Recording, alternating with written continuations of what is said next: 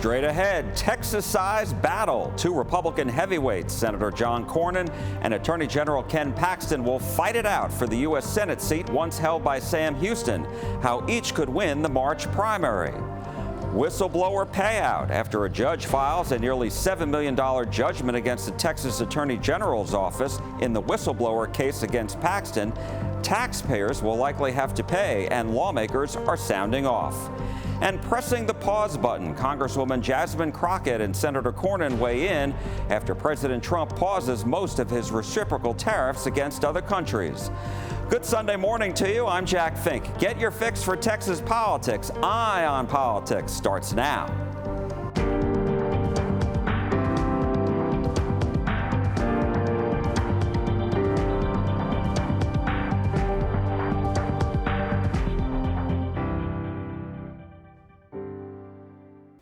Hello and welcome to Eye on Politics. Hope you're having a great weekend. Attorney General Ken Paxton has launched a Republican primary battle as large as Texas. He's hoping to unseat four-term incumbent U.S. Senator John Cornyn. Paxton unveiled a campaign video and website last week, and he is emphasizing his close ties to President Trump and the more than 100 lawsuits he filed against the Biden administration. Paxton is also chastising Cornyn for not fully supporting the president.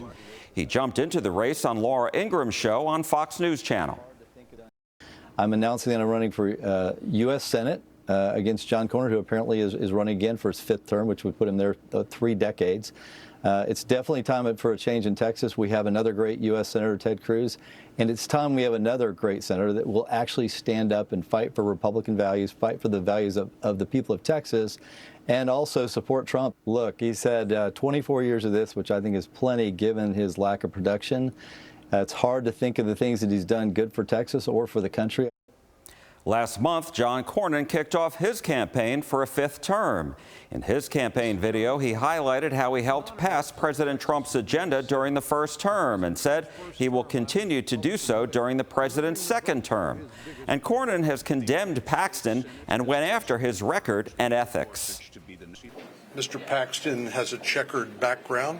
He is a con man and a fraud. I'm proud of my record and, frankly, worked hard to help President Trump pass his agenda in his previous term with a 92% voting record with President Trump. So it's unclear to me exactly what is motivating Mr. Paxton other than vanity and personal ambition. Some high-profile Republicans in North Texas are already backing the candidates. They include former Texas Republican Party Chairman Matt Rinaldi, who is backing Paxton, who he's close with, and longtime former Fort Worth Mayor Betsy Price says she's supporting Cornyn. It's going to be a fight. It's going to be a hard-fought battle, and it's going to be one of the most interesting races we've had in politics in a while. I mean, you have Ken Paxton firmly representing the Trump wing of the Republican Party, who's going to have strong support among conservatives, and you have John Cornyn, who's been a senator in Texas for decades, who represents the Mitch McConnell wing of the Republican Party, and those two are going to battle it out. And if history's been any guide, I think the Trump wing of the party is going to come out victorious. Now, you're close to the Attorney General. Yes. And you are going to support him, right? You're going to endorse him? Absolutely. I'm endorsing the Attorney General. It's a no-brainer for, I think, any conservative in this race. I think John Cornyn's out of touch with everyday Texans and conservatives, and he doesn't represent the new Republican Party that Donald Trump is the leader of. Is this all going to come down to whether President Trump makes an endorsement in this or not? No, I hope he does endorse Ken Paxton. However, I think even if he doesn't make an endorsement, it's clear Ken Paxton is the Trump pick in this race. And John Cornyn's just out of touch with everyday Texans. Listen, I mean, we all saw that famous speech where John Cornyn was booed by the Republican convention of 5,000 to 10,000 people while he was giving his speech because he supported Biden's gun control bill. I was backstage with him that time, right before that speech, and I warned him. I said, Senator, I want to do everything I can to make this more comfortable. Do you want me to say something first? Do you want me to go out there? And he had no idea people were upset that he was joining with Biden to pass a gun control legislation. Now that legislation wasn't, how was that gun control? Because that's not how it was sold at all. Well, you were incentivizing states financially to pass red flag laws. That's certainly gun control legislation. You're financially incentivizing states to pass legislation that makes it easier to confiscate people's guns. I think most Republicans see that as gun control legislation. I think it's going to reflect in the vote. And you think he needs to answer for that? I absolutely do. And I think he needs to answer for why he was dismissive of a border wall. I think that he needs to answer as to why he puts the interest of Ukraine over the interest of the United States. And I think he needs to answer for why he is on Mitch McConnell's side on every single issue, and he's often opposed to Donald Trump. And I mean, he came out and he endorsed President Trump in 2024. You're saying that was too late. I'm not saying it's too late, I'm saying it's disingenuous. I think Senator Cornyn is very conservative. I think he's very reasonable. He's easy to work with. He gets what cities and counties and schools need. He gets what Texas needs. And we need that seniority. We need to be able to continue working with President Trump and then the next president that comes in, because it's a 6-year term. I just think Cornyn adds that anchor of stability and that conservative piece. We've lost so many of our House members and other people that Texas needs a senior senator. I was just going to ask you to expand on that, because that's one thing that Senator Cornyn is talking about. Why do you think that's so important up in Washington? I think it's critical. I mean, it's like any government organization. You need some young people coming in and learning the ropes. You need some who've been there a while. History is important. It's particularly important in Washington to have that background on governing and how it works and what's been done and what can be done. And I think Cornyn brings that to the table. You've heard Paxton talk about Cornyn, criticize Cornyn, saying he's been around, he's had 4 terms. He hasn't really done a good job of representing Texas. He doesn't share Texas's values. He hasn't been always very supportive of President Trump. What do you say to that? I'd say that's not right. I say Cornyn, the 10 years that I served, Senator Cornyn was always here. We could pick up the phone and call him. He was incredibly responsive.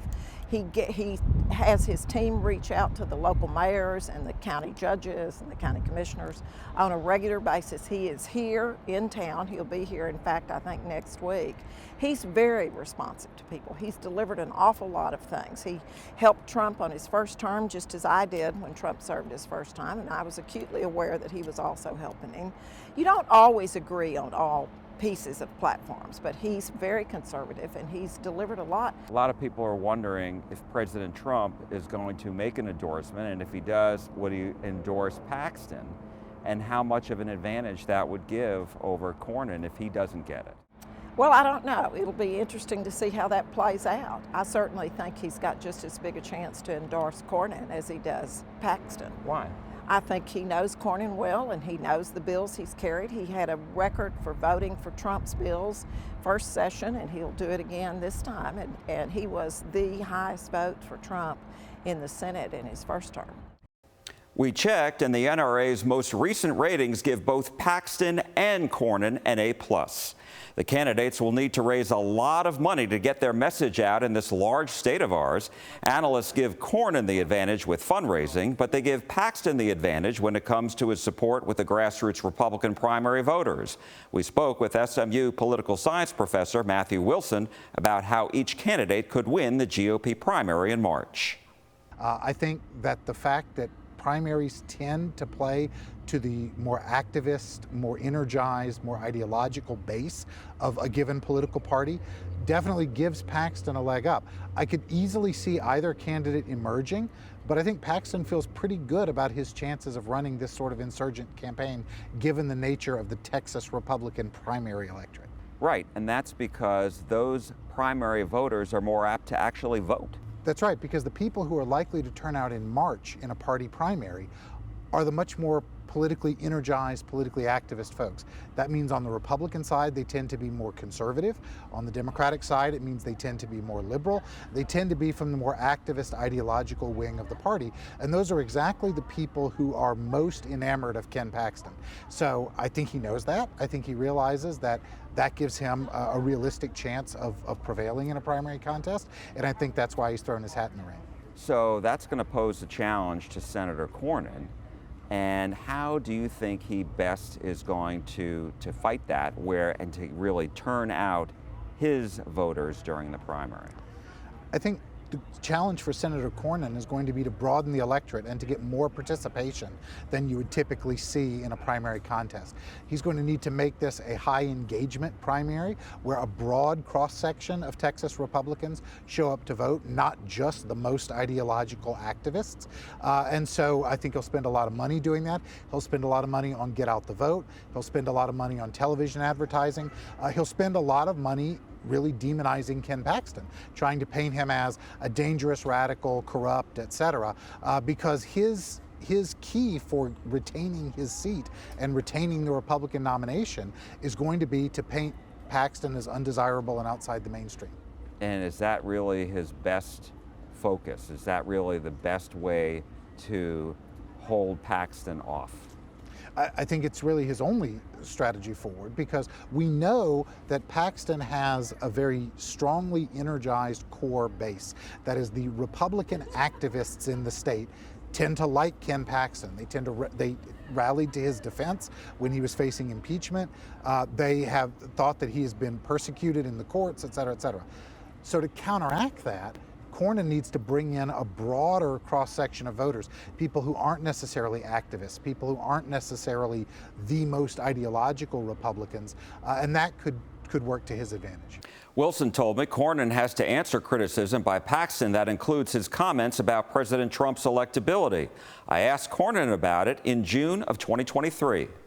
You've said that you think it's time for the Republican Party to move on from President Trump. What do you mean by that?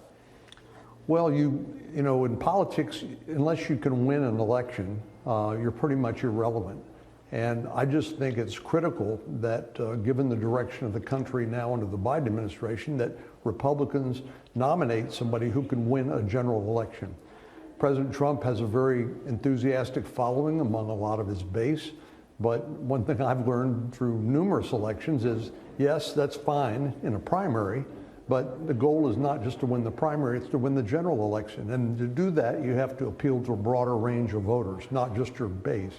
So as a tactical or practical matter, I have concerns about the president's ability to win in November, and I think winning in November is critical. Wilson told me Paxton has to answer for his record as well. The Attorney General was impeached by the Texas House, but was cleared of all impeachment articles in the Republican majority Senate. Paxton didn't testify under oath during his trial, and he hasn't taken any questions from Texas reporters about the accusations, including when he held a news conference 2 years ago when he rejected the pending impeachment.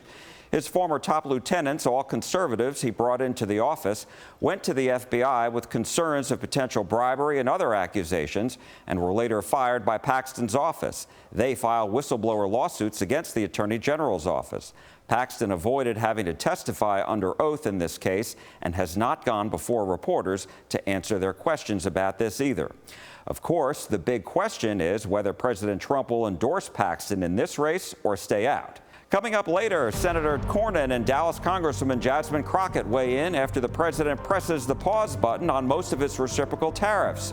But next, Texas taxpayers will likely have to pay millions of dollars after a judge slaps a judgment against the Attorney General's office in the whistleblower case. When Eye on Politics returns.